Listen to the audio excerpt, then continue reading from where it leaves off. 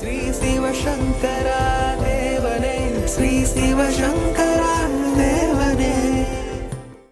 சங்கரம் சிவசங்கரம். Question from Govindan sir. இறைவனால் படைக்கப்படும் ஓரறிவு உயிரினம் முதல் ஆறறிவு மனிதன் வரை உடலோடு படைக்கப்படுவதால் அவை அனைத்திற்கும் பசி, தாகம், ருசி எல்லாம் இருக்கின்றன. கல்லுக்குள் தேரைக்கும் உணவு வைக்கும் ஈசன் ஒரு உடலற்ற ஒளிவடிவானவன் தானே. அப்படி ஒரு உடலற்ற ஒளிவடிவமாய் இருக்கும் இறைவனுக்கு நாம் நைவேத்தியம் என்ற பெயரில் தினமும் உணவு படைப்பது ஜீவராசிகள் அனைத்திற்கும் உணவு தந்தவன் என்ற நிலையில் நாம் செலுத்தும் நன்றி கடனா, அல்லது இறைவன் பசியையே தீர்த்து வைக்கும் சடங்குகளில் ஒன்றா? உண்ணும் உணவு, பருகு நீர், தின்னும் வெற்றிலை, இது ஆழ்வார் பாசுரம். நான் சாப்பிட்ற சாப்பாடு, குடிக்கிற தண்ணி, போடுற வெற்றிலை எல்லாமே நீ தான் அப்படின்னு ஒரு வாழ்க்கை இருக்குது. அதனால் கடவுள் இது எதையும் நம்மக்கிட்ட கேட்குறதே இல்லை. நமக்கு புரிஞ்ச கடவுள் நம்முடைய பர்சனாலிட்டி தான்.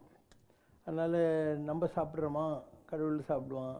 நம்ம தண்ணி குடித்தா கடவுள் தண்ணி குடிப்பான். நம்ம தூங்கினா கடவுள் தூங்குவான். இந்த மாதிரி நம்ம கற்பனையை வைத்துக்கொண்டு கடவுளை சிருஷ்டித்து வைத்திருக்கிறோம்.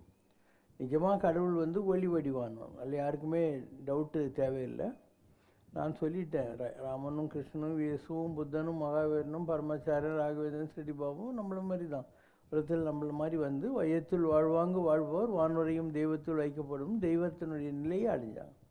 இப்போ நீங்களே யாருக்காவது ஹெல்ப் பண்ணியிருக்கீங்கன்னா அவங்க உங்களை என்ன சொல்லுவாங்க, அவர் எங்களுக்கு கடவுள் மாதிரிங்க அப்படின்னாரு இல்லையா? அதனால் இதெல்லாம் நம்பகத்திலிருந்து வருகிற விஷயங்களே தவிர இதெல்லாம் கடவுளுக்கு தேவை என்பதனால் அல்ல. ஒன்று. ரெண்டாவது, நீங்கள் பார்க்குற ராமர், இயேசு இவங்கெல்லாம் உங்களை மாதிரி உலகத்தில் இன்றைக்கி அந்த ஒளி உடம்பை அடைந்தவர்கள். உலகுயிர் திரளலாம் ஒளி நெறி பெற்றிட அப்படின்னு வள்ளல் பெருமானார் சொல்கிறார். அதனால் ஒரு ஃபிசிக்கல் பாடியில் இந்த உலகத்தில் தவத்தினாலும் தானத்தினாலும் இந்த ஒளி உடம்பை அடைந்து விடுகிறார்கள். வாழ்கிற காலத்திலே அதை அச்சீவ் பண்ணிடுறாங்க. Then they become one with the space. அதனால் இந்த உலகத்தில் அந்த ஒளி உடம்போடு இருக்காது. இந்த மெய்ன்னு எதை சொல்கிறியோ அது பொய். மெய்னா என்ன? உடம்பு. இந்த எந்த நீ மெய்ன்னு சொல்கிறியோ அது பொய். அதனால் கடவுளுக்கு எதுவுமே தேவைப்படுறதில்லை. நாம் நம்முடைய அண்டர்ஸ்டாண்டிங், நம்முடைய நன்றி உணர்வின் வெளிப்பாடாக கடவுளுக்கு இதெல்லாம் செய்கிறோம். நம்ம குளிப்போமா, அதனால் சாமி குளிப்பாட்டணும், அதுக்கு அபிஷேகம்னு பேர் வச்சுட்டோம். நம்ம ட்ரெஸ் பண்ணிக்கிறோம், அதனால் கடவுளுக்கு ட்ரெஸ் பண்ணுறோம். இது மாதிரி தான் எல்லாமே. நம்ம தூங்குகிறோம், அதனால் கடவுளை தூங்க வைக்கணுன்றதுக்காக பள்ளி அறை சேவைன்னு ஒன்று இருக்குது. கண்ணனவன் தூங்கிவிட்டால் காசினியில் உயிர்கள் ஏதுன்னு கண்ணதாசன் பாட்டிருக்கோம். கடவுள் தூங்கிட்டான்னா உலகத்தில் எப்படி இந்த உலகம் இயங்கும் இல்லையா? சிவனுடைய கண்ணை ஒரு நிமிஷம் பொத்திட்டாலாம் பார்வதி, அதனாலே உலகமாக இருந்து போச்சிடலாம். நம்மக்கிட்ட புராண கதைகள் எல்லாம் இருக்குது. நம்முடைய இது இப்போ திருப்பதியில் பள்ளி அறை சேவை இருக்குது, எல்லா கோயிலையும் பள்ளி அறை சேவை இருக்குது. என்ன பண்ணிவிடுவோம், பள்ளி அறை அந்த சாமியோடைய ஒரு சின்ன சிலை இருக்கும், அது கொண்டு போய் தவுண்டு இந்த குழந்தைங்களுக்கெல்லாம் ஆஸ்பத்திரியில் படுக்க வைப்பாங்க. அது மாதிரி சின்ன தொட்டில் மாதிரி ஒன்று இருக்கும், அதில் படுக்க வச்சுட்டு ஒரு பாலும் பழமும் வச்சுட்டு எல்லாம் போட்டின்னு வந்துடுவாங்க. இதெல்லாம் நம்முடைய மைண்ட் செட், நமக்கு என்ன புரியுதோ அதை வைத்து கொண்டும். அதனால் every thing is your own visual thinking. இதை வெளியிலையும் செய்கிறவங்க இருக்காங்க, உள்ளுக்குள்ளேயே ஆவாகனப்படுத்திக்கிட்டு செய்கிறவங்களும் இருக்கிறாங்க. அந்த உள்ளுக்குள்ளது ஆவானப்படுத்தி செய்கிறவங்களில் ஒன்று ஒரு எக்ஸ்டர்னல் விஷுவலை வச்சுக்கிட்டு பண்ணுறவங்க இருக்காங்க. இன்னொன்று நம்முடைய உடம்பையே கோயிலுன்னு நினச்சிக்கிட்டு செய்கிறவங்க இருக்கிறாங்க. ஊனுடம்பாலையும் உள்ளம்பெரும் கோயிலுங்கிற மாதிரி நாம் குளித்தா, நம்ம சாப்பிட்டா, நம்ம தூங்கினா அதெல்லாம் கடவுளுக்கு நற்பணித்து வாழ்கிற ஒரு வாழ்க்கை இருக்குது. அதுதான் நான் முதல்ல சொன்னது, உண்ணும் உணவு, பருகும் நீர், தென்னும் வெற்றிலின்னு சொல்கிறது.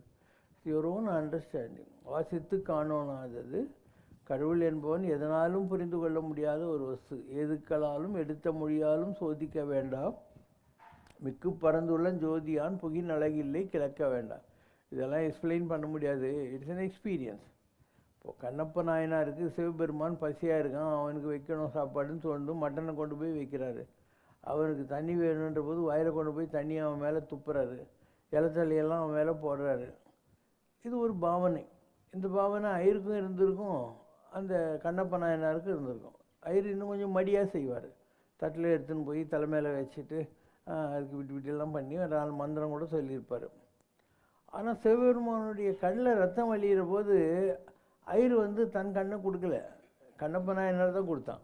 அதனால் கல்லாத பேர்களே நல்லவர்கள் நல்லவர்கள்ங்கிற மாதிரி ஒரு innocent of thing. Blessed are those with child like innocence because the gates of heavens open for them அப்படின்னு பைபிளில் வரும். அந்த மாதிரி கள்ளம் கபடம் இல்லாத நிலையில் கடவுளை யார் அணுகுகிறார்களோ அவர்களுக்காக சொர்க்கத்தின் கதவுகள் என்றும் திறந்து வைக்கப்பட்டிருக்கும் அப்படிங்கிறது. ஸோ அந்த இன்னசென்ஸ் எல்லாருக்கும் வந்துடுமா இல்லையா? இன்னசென்ஸ் எல்லாருக்கும் வராது. ஒரு குழந்தை இருக்குது, அது ரொம்ப இன்னசென்ட். அதனால் சம்டைம்ஸ் அவங்க அம்மாவையே கூட அடிக்கும். அவங்க அம்மா வந்து அது நங்கு நான் குத்துவா என்னை ஏண்டி அடிச்சேன்னு சொல்லிட்டு, இல்லையா இந்த பக்கம் அடிச்சா எங்கே இந்த பக்கம் அடியே அப்படின்வான்.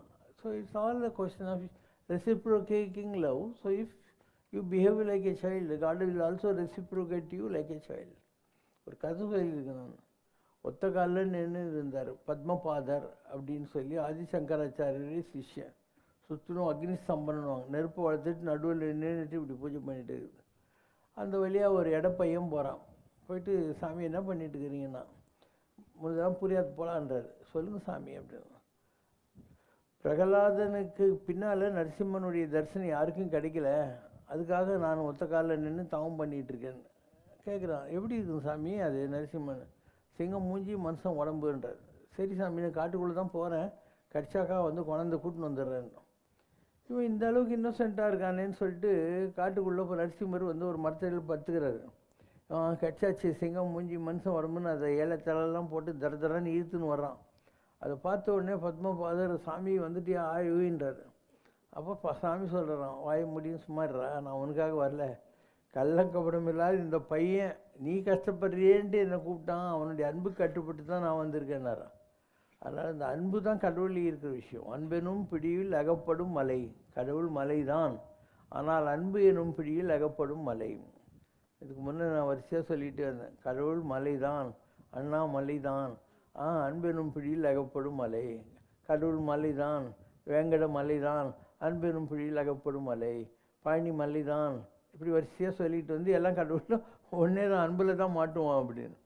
இப்போ அன்பகத்தில்லா உயிர் வாழ்க்கை வன்பார்க்கன் வற்றல் மரம் சல்லித்தட்டுங்கிறார் திருவள்ளுவர். அன்பில்லாத வாழ்க்கை ஒரு பாலைவனத்தில் ஒரு பட்டு போன மரம் இருந்தால் யாருக்காவது யூஸ் ஆக போதா, அந்த மாதிரிங்கிறார். அன்பு என்பது ஒன்றன் தன்மை அமரரும் அறிந்ததென்றால்னு கம்பர் சொல்கிறான். தேவர்களையும் தெரியாது அன்புன்னா என்னான்ட்டு. ஸோ அன்பு ரொம்ப பெரிய விஷயம், ஜனங்களுக்கு அது புரியறதில்லை. அந்த ஒரே அன்பு தான் கடவுள்கிட்ட போகிறபோது பக்திங்கிறாங்க, தாய் தந்தையர்கிட்ட வரபோது பாசம்ங்கிறாங்க, ஒரு ஈக்குவலி லைக் மைண்டட் பீப்புள் இருக்கிற போது அது காதல்ன்றாங்க, தாய் குழந்தைங்கிட்ட வைக்கிறதுக்கு பாசம்ங்கிறாங்க. ஆனால் இது ஒரே ஒரு வேர்ட் தான், அது ஒரே ரிலேஷன்ஷிப் தான். அது யாருக்கு யாருக்கு இருக்குங்கிறத வச்சுக்கிட்டு இவங்க காதல் பாசம் பக்தி அருள் இந்த மாதிரி மாற்றிக்கிட்டே போகிறாங்க. அப்போ அருள் எனும் அன்பு ஈன் குழவிங்கிறார் திருவள்ளுவர். அருள் அப்படின்னு நீங்கள் எதை சொல்கிறீங்களோ அது அன்பு என்ற தாய் பெற்று போட்ட குழந்தை. அப்போ அன்பு என்ற தாய் எப்படி ஒரு போட்டு அது எப்படி அருள் ஆகுன்ற போது, நீ ஒரு மாம்பழத்தை சாப்பிட்டு துப்புற, அதுலேருந்து ஒரு மாஞ்செடி வந்து அப்படியே மாமரமாகி அதில் நூற்றுக்கணக்கான மாம்பழம் வந்துடுது. அப்போது அருள் எனும் அன்பு ஈன் குழவி அப்படின்னா, அன்பு என்ற கொட்டையிலேருந்து ஒரு மாமரம் வந்து அதில் அருள் அருள் அருள்னு சொல்லி நிறைய மாம்பழம் வந்துக்கிட்டே இருக்கும். அதனால் you have to start sowing love, and that love personified or glorified or expanded versionல அதுதான் அருளாக மாறுகிறது. அதனால் எல்லாருமே அருளாளர்கள் தான், எல்லாருமே அன்பாளர்கள் தான். It's a question of the quantity of your expression of love, எவ்வளோ வெளிப்படுத்த முடிகிறதுங்கிறத வச்சுக்கிட்டு நீங்கள் சொல்கிறீங்க. இப்போ வாழையடி வாழை என வந்த வள்ளல் திருக்கூட்ட மரபினில் நான் ஒருவன் அன்றோங்கிறார் வள்ளலார். வாழை அதுக்கில் இன்னொரு வாழை வரும், அந்த மாதிரி எத்தனையோ பக்தர்கள் வந்தாங்க, அதில் நான் ஒருத்தன் அப்படின்னு வள்ளலார் சொல்கிறார். மாதிரி உலகத்தில் இது வரைக்கும் வந்த நாயன்மார்கள் ஆழ்வார்கள் எல்லாருமே அந்த மாதிரி தான். அவர்களுக்கு சந்தான பாக்கியம் அருளும் சந்தான கோபாலன் பகவான் கிருஷ்ணரின் மற்றுமொரு திருவுருவமாக இருக்கும் நிலையில் அந்த பகவான் கிருஷ்ணரே தனக்கு சந்தான பாக்கியம் வேண்டி ஏன் பரமசிவனிடம் யாசிக்க வேண்டும்? ஒரு ஆள் குழந்தையாக பிறக்கிறான், அவன் சின்ன பையனாக இருந்து அதுக்கப்புறம் கல்யாணம் ஆகி அதுக்கப்புறம் தாத்தா பாட்டியெல்லாம் அவனே தான் ஆகிறான். அந்த மாதிரி முதல்ல இந்த உலகத்தில் ஒரு சிறையிலே இருந்த வசுதேவனுக்கும் தேவகிக்கும் பிறந்த கண்ணன் ஒரு குழல் ஊதுகிற நிலையை அடைஞ்சு அப்படியே வாங்கி மதுராபுரி துவாரகாபுரி எல்லாம் அரசனாக இருந்து இப்படி பல பரிமாணங்களை தன்னுடைய வாழ்க்கையில் ஒரு கீதாச்சாரியன் வரைக்கும் ஒரு ஹையஸ்ட் லெவலில் ரீச் ஆகிட்டான். அதுக்கப்புறம் அவனுக்கு ஒரு போஸ்டிங் கிடைக்கிது. நீ படித்து முடிச்சுட்டே குவாலிஃபை பண்ணிட்டேன்னு சொன்னால் அவனுக்கு ஒரு போஸ்டிங் கொடுக்குது. அந்த மாதிரி போஸ்ட் வருகிற போது அவன் வந்து எல்லா ஜீவராசிகளுக்குள்ளும் இருக்கக்கூடிய இந்த நீல ஜோதியாக மாறிடுறான்.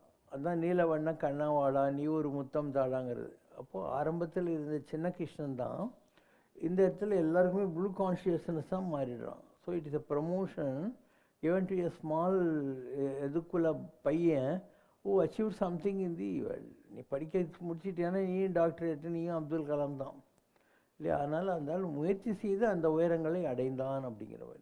இந்த உலகத்தில் இருக்கிற எல்லா தெய்வங்களுமே அந்த மாதிரி முயற்சி செய்தவர்கள் தான். நான் சொல்லியிருக்கேன், ஒரு 4 பேர் பிரம்மாவுக்கு பிள்ளைங்க இருந்தாங்க. அதில் சனத்குமார ரிஷிங்கிறவர் தான் முருகனாக வந்தார் பின்னாடி. ஆனால் நீ பார்க்குற எல்லா கடவுளுமே இந்த உலகத்தில் ரிஷிகளாகவும் சித்தர்களாகவும் யோகிகளாகவும் மனிதர்களாகவும் இருந்தவர்கள். வையத்தில் வாழ்வாங்கு வாழ்ந்து எல்லா தானமும் தவமும் தாம் செய்வராயினும் வானவர் நாடு வழி திறந்துடுவேங்கிற நிலையில் உயர் பதவிகளை அடைந்தார். அந்த பதவிகளை அடைகிற போது தே பிகம் ஒன் வித் காஸ்மஸ். ஒரு குருவன் இருக்கான், அவங்க அப்பா 2ஆம் கல்யாணம் கட்டிக்கின்னு சிற்றண்ணி தான் கொண்டாடினுக்கிறான். அவளுக்கு பிறந்த குழந்தை தான் கொண்டாடுறான். திரும்ப சோகமாக இருக்கிறான், எங்கள் அப்பா என்னை லவ் பண்ணலையேன்ட்டு. அப்போது நாரதர் வர்றார், இவன் கிடக்கிற நாய், உனக்கு பெர்மனெண்ட்டாக அப்பா வந்து நாராயணன் தான், நீ அவனை புடுறான்னாரு. அப்படியே நாராயணன் நினச்சி கடவுள் பார்த்தாரு, நான் உன்னை துருவ நட்சத்திரமாக மாற்றிடுறேன்ட்டார். இப்போ ராஜாவுக்கு புள்ளியாக இருந்து இந்த உலகத்தில் இன்னொரு ராஜகுமாரனை செத்து போகிறத விட கடவுளுக்கு புள்ளியாக ஆகிட்டு துருவ நட்சத்திரமாகிறது தானே நல்லது. அந்த மாதிரி தான் அருந்ததி, அந்த மாதிரி தான் மிருகசீரிஷ நட்சத்திரம், அந்த மாதிரி தான் இந்த உலகத்தில் வந்து இருக்கக்கூடிய எல்லா நட்சத்திரங்களும். மிருகசீரிஷம் நிறைய நட்சத்திரம் இருக்கு இல்லையா, அதெல்லாம் இந்த மாதிரி வந்தவங்க தான். அவங்கெல்லாம் தவம் செய்து உயர்நிலைகளை அடைந்தவர்கள். ஸோ உனக்கும் அந்த ஆப்ஷன் இருக்குது. உலகுயிர் திரளலாம் ஒளி நெறி பெற்றிடனா you can also become a luminous body in the sky. எவ்வளவோ இருக்குது, அதில் நீயும் ஒன்றா ஆகிட்டே போகலாங்கிற மாதிரி. அது ஆகலைன்னா நான் சொன்ன மாதிரி கோயில் சிலையில் ஒன்று போஸ்ட் பண்ணுவாங்க. அதுவும் இல்லைன்னா அதுக்கு மேலே 11 ருத்ரர்களில் ஒன்றாவ, 12 ஆதித்யர்களில் ஒருத்தனாவ. இப்போ எவ்வளோக்கு எவ்வளோ நீ பாடுபடுறியோ அவளுக்கு அவள். ஸோ அதுக்கு முன்னால் வரைக்கும் நீ சாதாரண ஆள். அந்த நிலைகளில் நீ அச்சீவ் பண்ணி போஸ்டிங் வாங்கிட்டியானா நீ பெரிய ஆள். ஸ்ரீமத் ராமானுஜரோடு பயணப்பட்ட அவரது சீடர் வடுக நம்பிகள் ராமானுஜர் தினமும் வழிபடும் திரு ஆராதன பெருமாளோடு சேர்த்து அவர் தினமும் வழிபடும் ராமானுஜரின் பாதுகைகளையும் ஒன்றாக சேர்த்து மூட்டையாக கட்டியிருக்கிறார். இது என்ன அபச்சாரம் என்று ராமானுஜர் கேட்டபோது, தேவரீர் பூஜை செய்யும் பெருமாளோடு அடியேன் பூஜை செய்யும் பெருமாளையும் சேர்த்து கட்டியிருக்கிறேன், இதில் என்ன தவறு என்று கேட்டிருக்கிறார். இப்படி பெருமாளுக்கு இணையாக தனது ஆச்சாரியனை வழிபட்ட ஆச்சாரிய அபிமானிகள் பலர் வைணவத்தில் இருந்திருக்கிறார்கள். ஆச்சாரியர்களை போற்றி பாடிய அளவுக்கு இது போன்ற ஆச்சாரிய அபிமானிகளை வைணவம் போற்றி பாடவில்லையே, இதன் காரணத்தை விளக்கியுள்ளது. குருவாய் வருவாய் அருள்வாய் குகனே அப்படின்னு இவன் முருகப்பெருமான நீ எனக்கு குருவா வாயா அப்படிங்கிறது ஒரு வகையான அப்ரோச் டு டிவோஷன். அது பக்தியில் ஒரு பரிணாம வளர்ச்சி. அப்போது திருமூலர் சொல்கிறாரு, சிவனை வழிபட்டார் எண்ணிலா தேவர். சிவனை வழிபட்டு அங்கே ஆமாறு ஒன்றும் இல்லை, குருவை வழிபடின்னு அங்கே ஆமாறு கைகூடுங்கிறார். சிவனை கும்பிட்டு என்னடா ஆக போது, உன் குருவை கும்பிடு, அப்போ உனக்கு எல்லாம் கிடைக்கும் அப்படின்னு சொல்லிட்டு. அதனால் இது ஒரு பத்ததி. உனக்கு நிஜமாகவே இந்த வைஷ்ணவத்தில் வந்த ஆழ்வார்களுக்கும் மற்றவங்களுக்கும் அந்த குருக்கிட்ட இருந்த அந்த அஃபினிட்டி இருந்தால் nothing wrong about that type of an approach, because Guru becomes an organic substance of the same God. நீ எந்த கடவுளை நினைக்கிறியோ அவனுடைய வடிவம், குரு வடிவாகி கோலயத்தில் வாழ்கிற ஒரு ஆற்றல்னு வச்சுக்கலாம் நம்ம.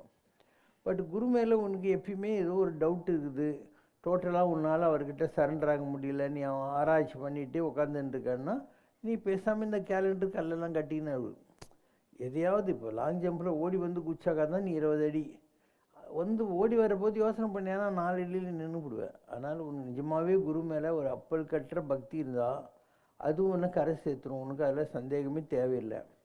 அது இல்லாத பட்சத்தில் நீ இந்த கல் காகிதம் இதெல்லாம் கட்டலாம். ஏன்னா உனக்கு அதில் கிளாஷ் ஆஃப் இன்ட்ரெஸ்ட் ஒன்றும் வராது. ஏதோ ஒரு வகை உனக்கு என்ன தோணுதோ அதை பண்ணின்னு போகலாம். Unless you have 100% unstinted faith, no need to take to the human form of divinity. அதில் உனக்கு சந்தேகமே தேவையில்லை. நானே உனக்கு சொல்கிறேன், உனக்கு 100% ஃபெய்த் இருந்தாக்கா நீ வந்து ஹியூமன் ஃபார்ம் ஆஃப் காடை கொண்டு போகலாம். இட்ஸ் அவரவர் இறையவர், குறைவலர் இறையவர். நீ குருவை கும்பிட்றியா கடவுள் கும்பிட்றியான்றதெல்லாம் முக்கியம் இல்லை. அவரவர் தத்தமதறிவகை சென்று அடைய நின்றனரே, அவரவர் விதி வழி சென்று அடைய நின்றனே. அவனவனுக்கு ஒரு அறிவு இருக்குது, ஐக்கியம் இருக்குது, அந்த வழியில் போய் கடவுளை அடைவாங்க. அப்போ அவரவர் விதி வழி, அந்த விதிங்கிறது என்ன, அதுதான் உன் ஜாதகம். உன் ஜாதகத்தில் குரு சுக்கிரன் இதெல்லாம் பவர்ஃபுல்லாக இருந்தால் நீ குருவை கும்பிடுவ. குரு சுக்கிரன் வீக்காக இருந்தால் நீ கும்பிட மாட்ட. அதுக்கப்புறம் மற்ற பிளானட்ஸ் இருக்குது இல்லையா, ஒரு சூரியன், சந்திரன், செவ்வாய், புதன், சனி, இந்த மாதிரி பிளானட்ஸ் இருக்கு இல்லையா, அதுக்குள்ளே டிவைன் ஃபார்ம்ஸ் இருக்கு இல்லையா, அது கும்பிடுவேன். அப்போ அந்த குருவை கும்பிடணுன்னா கூட உன் ஜாதகத்தில் குரு சுக்கிரன், ஒன்று அசுரகுரு ஒன்று தேவகுரு, அது நல்லா இருந்தால் தான் நீ கும்பிடுவேன். இல்லைனாக்கா குருக்கிட்டவும் மைண்டு போகாது. எல்லாத்துக்கும் நம்ம ஜாதகம் தான் காரணம். நம்ம பிறக்கிற போது நமக்கு 9 ஓட்டக்குது. கண்ணு 2, மூக்கில் 2, வாயில் 1, காலில் 2, கீழே இடுப்பு கீழே 2. 9 பிளானட்ஸும் இந்த 9 ஓட்ட வழியாக கனெக்ட் பண்ணிக்குது. நவத்வாரங்கள்ன்றாங்க. அதுக்கேற்ற மாதிரி உன்னுடைய வாழ்க்கை மூவ் ஆகும். அதனால் உனக்கு நல்லா இருந்தால் தான் அந்த பிளானட் குரு வழிபாட்டுக்கு போகும். இல்லைன்னா இப்போ செவ்வாய் மாத்திரம் நல்லா இருக்குதுன்னு வச்சுக்கோங்க, அப்போ முருகனை கும்பிடலான்னு தோணும், ஆஞ்சநேயர் கும்பிடலான்னு தோணும். சனி நல்லா இருந்தாக்கா ஆஞ்சநேயர், நரசிம்மர், வெங்கடாஜலபதியை கும்பிடலான்னு தோணும். இப்படி ஒவ்வொருத்துக்கும் ஒரு கணக்கு இருக்கும். உனக்கு எது பிடிக்குதோ அதுக்கு ஏற்ற மாதிரி தான் வாழ்க்கை. எதை கும்பிட்டாலையும் நீ உருப்பிட்டுருவ. ஆனால் கும்பிடு. கூடும் அன்பினில் கும்பிடலே அன்றி வீடும் வேண்டா விருப்பிலராயினார்ங்கிறார். Once you get the taste of worshipping God and gaining experiences, கூடும் அன்பினில் கும்பிடுதல் அன்றி வீடும் வேண்டாம், எனக்கு மோட்சம் கூட வேணாம், இதில் கிடைக்கிற சந்தோஷம் எனக்கு போகும் அப்படிங்கிறது ஒரு நிலை. நிறைய ஆதிசங்கருடைய சிஷ்யர்கள், வைணவத்தில் இருந்த ஆட்கள், நாயன்மார்களாக இருந்தவர்கள், இவங்கெல்லாம் வந்து அவங்க குருவையே பெரிய நிலையில் வழிபட்டுவாங்க இருக்காங்க. இப்படி அப்படின்னு சொல்ல முடியாது. இப்போ அப்பர் இருந்தார், சுந்தரர், மாணிக்கவாசகர், திருஞான சம்பந்தர், இவங்களை குருவாக ஏற்றுக்கொண்ட நாயன்மார்கள் மற்றவங்களாம் இருந்தாங்க. அவங்க இவங்களுக்கு டெஸ்ட் வைக்கிறதுக்காக எனக்கு புள்ளக்கறி வேணும்னு கேட்குறாங்க. அந்த காலத்தில் அப்படி இருந்தது. கபாலிக மார்க்கத்தில் ஒன்றுமே கேட்கல. தன் பையன் இருக்கான் இல்லையா, அவனை வெட்டி பிள்ளைக்கறி பண்ணி போட்டார். அவன் குரு பார்க்குறான், எனக்கு நம்பிக்கை இருக்கான்ட்டு. அதனால் எங்கே உன் பையன், அவனை கூப்பிட்டு என் பக்கத்தில் உட்கார நான் சாப்பிடணுன்ட்டு. இவர் எப்படி நான் வந்து என் பிள்ளையை தான் பிரியாணி பண்ணிக்கிறேன்னு சொல்கிறது.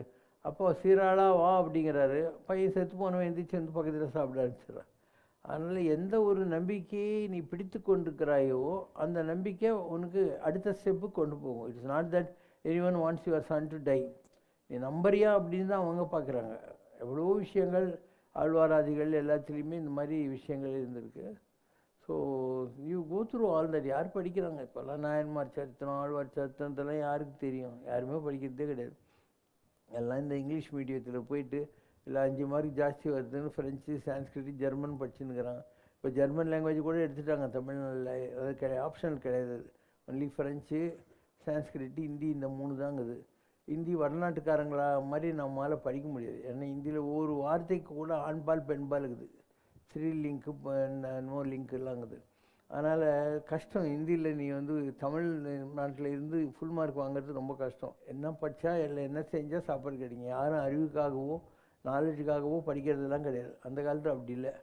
ஒரு குருகுலத்தில் போய் வாத்தியார் வீட்டில் வாத்தியார் அம்மா சமைச்சு போடுவான், இவன் விறகு சுற்றி கொண்டு போய் கொடுத்துருவான், அந்த வாத்தியார்கிட்டயே இருந்து படிப்பாங்க. இந்த மாதிரிலாம் இருந்த ஒரு காலம் இருந்தது.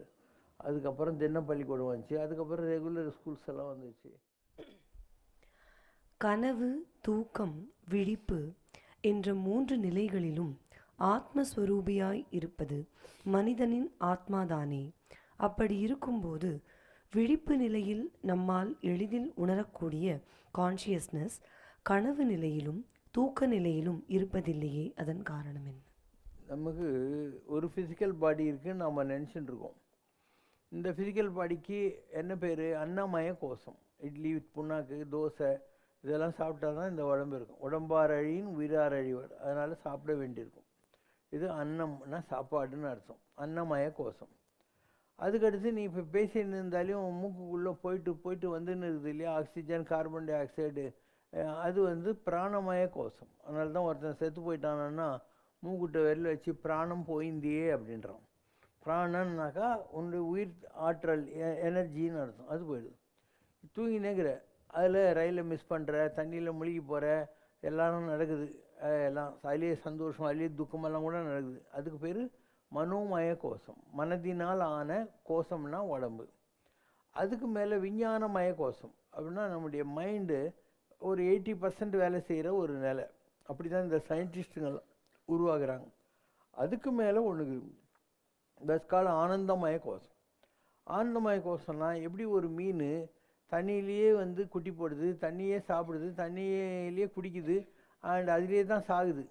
அந்த மாதிரி இருக்கிறது ஆனந்தமயம். ஆனந்தமயம்னா என்ன? சந்தோஷத்தை தவிர வேறு எதுவுமே கிடையாது. அது ஹையஸ்ட் லெவல். அந்த ஆனந்தமய கோஷத்தில் பிளாங்க் மைண்ட் வந்துடும். எல்லா முறை என்னை மறந்த நலம் சொல்லாய் முருகா சுரபூபதிங்கிறது அந்த நிலை தான். பிளாங்க் மைண்ட், எதுவுமே இருக்காது.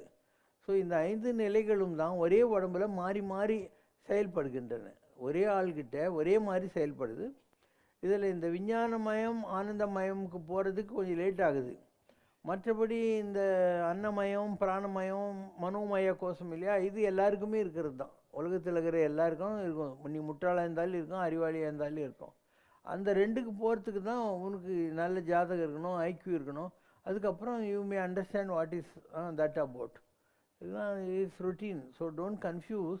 த things will be very different. They are all in the same body. இந்த ஒரே உடம்பு வச்சு தான் இவ்வளவே நாம் அனுபவிக்கிறோம். சுவாமி விவேகானந்தர் ஒருமுறை வெளிநாட்டில் இருந்தபோது அவரது சந்நியாச உடைகளை கிண்டலடிக்கும் நோக்கத்தில் ஒரு வெளிநாட்டு பெண்மணி, மிஸ்டர் விவேகானந்தர், உங்கள் நாட்டில் நல்ல உடைகள் கிடைப்பதில்லையா? ஏன் நீங்கள் ஒரு ஜென்டில்மேன் மாதிரி உடை அணியக்கூடாது என்று கேட்டிருக்கிறார்.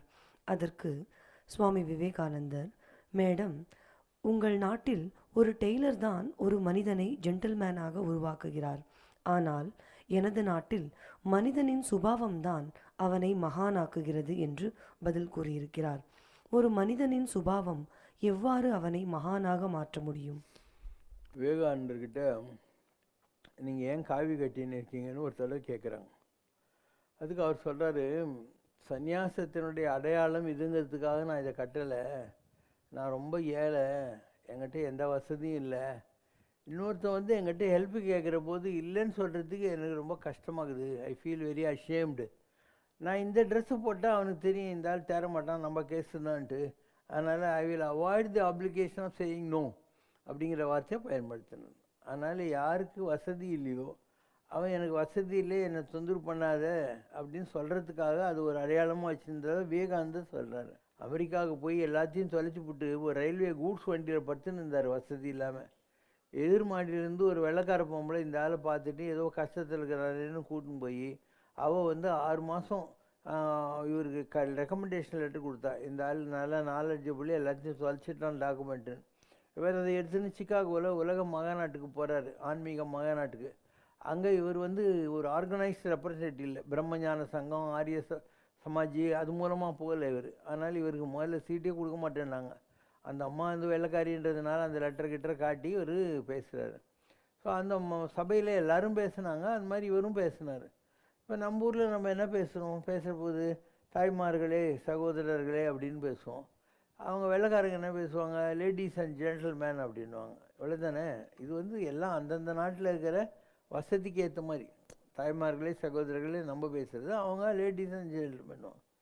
இவர் அங்கேருந்து வந்து பிரதர்ஸ் அண்ட் சிஸ்டர்ஸ்ன்னு சொன்ன உடனே எல்லோரும் எழுந்திரிச்சு கை தட்டினாங்க. ஏன்னா அவங்க பழக்கத்தில் இந்த பிரதர்ஸ் அண்ட் சிஸ்டர்ஸ் கிடையவே கிடையாது.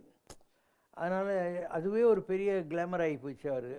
அதுக்கப்புறம் இவர் பேசினார், எப்படி சூரியனுடைய கரணங்கள் இந்த உலகத்தில் இருக்கிற எல்லாரையும் ஒரே மாதிரி தழுவுறதோ அந்த மாதிரி ஒரு மதம்னாக்கா அது எல்லாரையும் ஒரு மாதிரி அரவணைச்சிக்கிட்டு போகணும் அப்படின்னு ஒரு ஷார்ட் லெக்சர் கொடுத்தார். He became very famous. Pattinathar வரப்பில் தலை வச்சு படுத்திருந்தார்.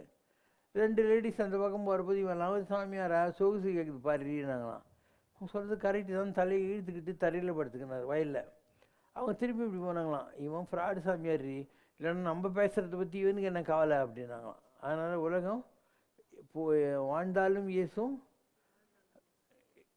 வீழ்ந்தாலும் இயேசும் வையகம் இது தானடா. வாழ்ந்தாலும் ஈசும் தாழ்ந்தாலும் ஈசும் வையகம் இதுதானடா. ஸோ விவேகானந்தருக்கு கடவுளுடைய தரிசனம் கூட வாழ்க்கையில் 2 தடவை தான் கிடச்சிது. ஒரு தடவை ராமகிருஷ்ணர் தொட்டு பார்த்துக்கோ நான் காட்டுறேன்னார் இல்லையா அப்போ. அதுக்கப்புறம் சாகறதுக்கு 3 நாளைக்கு முன்னால். மற்ற நேரங்களில் was out and out ordinary person like you. அவருக்கு எந்த விதமான தெய்வீக அனுபவங்களோ அந்த மாதிரி எக்ஸ்போசர்ஸ் எக்ஸ்பீரியன்ஸஸ் எல்லாம் வந்ததே கிடையாது. இப்படி ஒவ்வொருத்தரும் நீங்கள் நினைக்கிற நிலை வேறு, உண்மை நிலை வேறு. அப்போ இவரை கிண்டல் அடித்து ஆரிய சமாஜ் பிரம்மஞான சங்கம் எல்லாம் கிண்டல் அடிச்சுருந்தாங்க. அப்போ அமெரிக்காவிலேருந்து அவர் அழகிய சிங்கர் ட்ரிப்ளிகேனில் ஒரு ஐயங்கார் இருந்தார். நீ பார்சாரதி கோயிலுக்கு போனேன்னா அழகிய சிங்கருக்கு அவர் எழுதின லெட்ரு ஒரு கல்லில் எழுதி வச்சுருப்பாங்க, இதுதான் அவர் எழுதின லெட்டர்னு சொல்லி.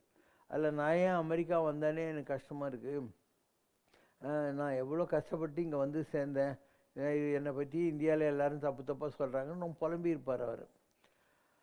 அண்டு அமெரிக்காவிலேருந்து அவர் வந்தபோது இந்த ராமநாதபுரம் சேதுபதின்னு இப்போ இருக்கு இல்லையா, அவங்க ராமேஸ்வரம் அந்த சமஸ்தானம், அவங்க இவரை அங்கே கடலில் கப்பலில் வந்து இறங்குற போது ரிசீவ் பண்ணாங்க.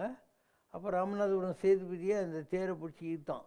அதனால் ராஜாவே இருக்கிறான்றதுனால ஜனங்க அந்த மாதிரி கொஞ்சம் வந்து இவருக்கு கொஞ்சம் பாப்புலாரிட்டியெல்லாம் அதுக்கப்புறம் தான் வந்தது. இங்கே வந்து ட்ரிப்ளிகேனில் ஐஸ் ஹவுஸில் கூட தங்கியிருந்திருக்கார் அவர். So he also suffered. Ramakrishnan இறந்த பின்னால் அவங்கெல்லாம் சுடுகாட்டில் சட்டி வச்சுன்னு உட்காந்துருக்குறாங்க. ஏன்னா அவங்ககிட்ட துட்டு இல்லை, அதை வந்து எங்கே புதைக்கிறது என்ன பண்ணுறதுன்னு அவங்களுக்கு தெரியல. அவ்வளோ கஷ்டப்பட்டு தான் பிரம்மானந்தான்னு சொல்லி ஒருத்தர் அந்த மடத்தை எடுத்து நடத்தினார். இன்றைக்கி பேலூரில் நீ பார்க்குற கட்டடங்கள் ராமகிருஷ்ண மடம்லாம் பிரம்மானந்தா பண்ணது. அங்கே தான் இந்த ராமகிருஷ்ணனுடைய சட்டி சம்பளை கொண்டு போய் வச்சு அவங்க ஸ்ட்ரைனெல்லாம் கட்டியிருக்காங்க, எல்லாம் பண்ணியிருக்காங்க. அவருக்கு த்ரோட்டில் கேன்சர் வருது. அப்போ இவங்கெல்லாம் சொல்கிறாங்க, காளிக்கிட்ட தான் நீங்கள் டெய்லி பேசுகிறீங்களே, கொஞ்சம் சாப்பிட்றதுக்காவது கேட்கக்கூடாதான்னு. நான் எனக்குன்னு ஒன்றுமே கேட்டது இல்லையா, கேட்டு பாருங்கன்னு. மறுநாள் எல்லாம் சிஷ்ய கேட்டிங்களும் வந்துட்டு கேட்டிங்களா ஸோ கேட்டேன், நீ ரொம்ப அப்பாவி, உங்கள்கிட்ட நிறைய அருள் இருக்குது, இந்த ஜனங்கள்லாம் ஃப்ராடுங்க, ஏமாற்றி உங்கள்கிட்ட இருந்து பிடிங்குவாங்க, அதனால் அந்த அருளை இந்த விவேகானந்தங்கிட்ட கொடுத்துட்டு என்கிட்ட வந்துருன்னு சொல்லிட்டா அப்படின்னார். அப்படி காளி சொல்லி தான் ராமகிருஷ்ணர் கஷ்டப்பட்டு சேர்த்த அருளெல்லாம் தான் விவேகானந்தர் கொடுத்த மாதிரி பல நிகழ்வுகள் இருக்கின்றன. ஆனால் நீங்கள் ஒரு நுண்ணிப்புள் மேயிற மாதிரி தெரிஞ்சு வச்சிருக்கிற ஆன்மீகம் ஞானிகளை பற்றிய விஷயங்கள் வேறு, நிஜமாக நடந்த வாழ்க்கையெல்லாம் நீ படித்தா தான் புரியும். அதனால் வாழ்ந்தாலும் இயேசும் வீழ்ந்தாலும் இயேசும் வையகம் இது தானடாங்கிற மாதிரி நீ ஆன்மீகத்தில் அடுத்தடிக்கு போகணுன்னா எல்லா அவமானத்தையும் தாங்கிறதுக்கு கரெக்டாக இருக்கணும், இல்லைன்னா வராத. அதாவது இவர் திருவள்ளத்தில் ஒரு சாமி இருந்தார், என் ஃப்ரெண்டு ஒருத்தர் இருந்தார் சிவகுமார்னு ஐஏஎஸ் ஆஃபீஸரு. அவர் என்னை கூட்டின்னு போனார், இந்த மாதிரி திருவள்ளம் கோஆப்ரேட்டிவ் சுகர் மில்லில் நான் தங்கவேல் முருகன் கோயில் கட்டியிருக்கேன், அதனால் அந்த சாமி எனக்கு தெரியும் வாங்க அப்படின்னு. இவர் மௌனம் போனபோது இவர் எழுதி காமிச்சிருந்தார்.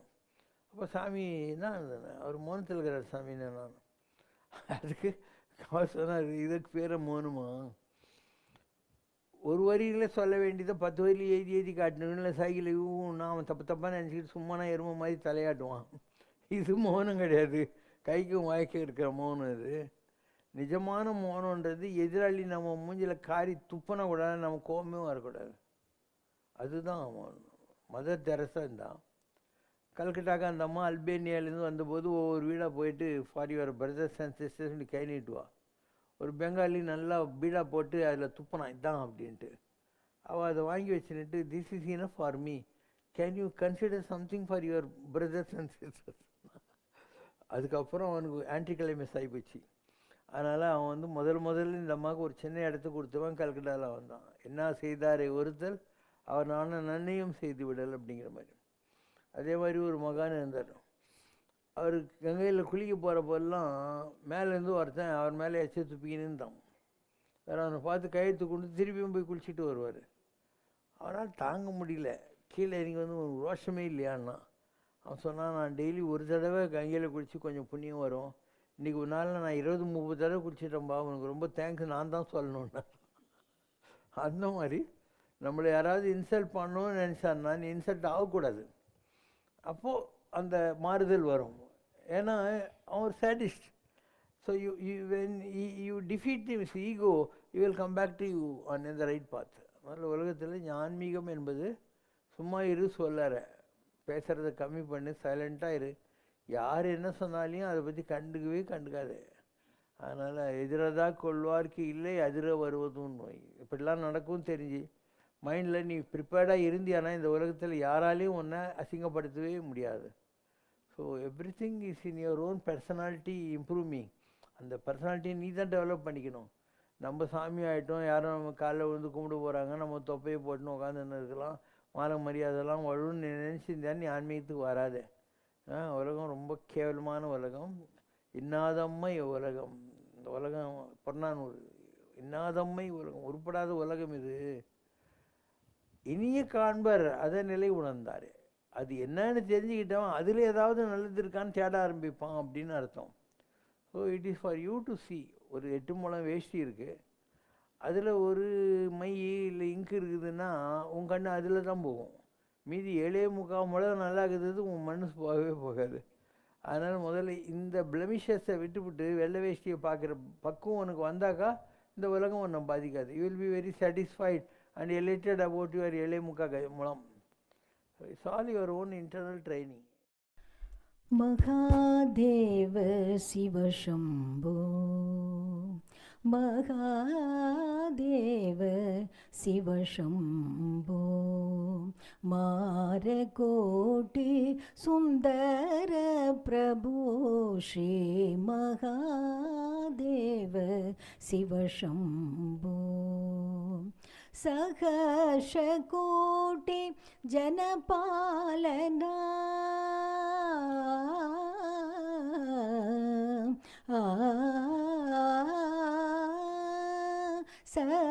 सहर्षकोटि जनपालना, साधु संरक्षणा, पावन साधु संरक्षणा, पावना महादेव शिव शंभो, सर्वेश्वर करुणागर मूर्ते, सर्वेश्वर करुणागर मूर्ते, सामगान प्रिय वेद पूर्ते, परमेश्वर गंगाधर कीर्ते, पतित पावना श्री पशुपते, पतित पावन श्री पशुपते महादेव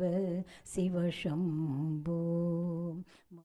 ओम जय शिव शंकर रे स्वामी जगत परिपालक रे, आदि शंकर अवतारा अनाथ रक्षक रे. ओम जय शिव शंकर रे. सर्वमुं शिवशङ्करं सत्यं शिवशङ्करं शाश्वतं शिवशङ्करं शङ्करं शिवशङ्करं. शिवशङ्कर पाहि मां, शिवशङ्कर रक्ष माम्.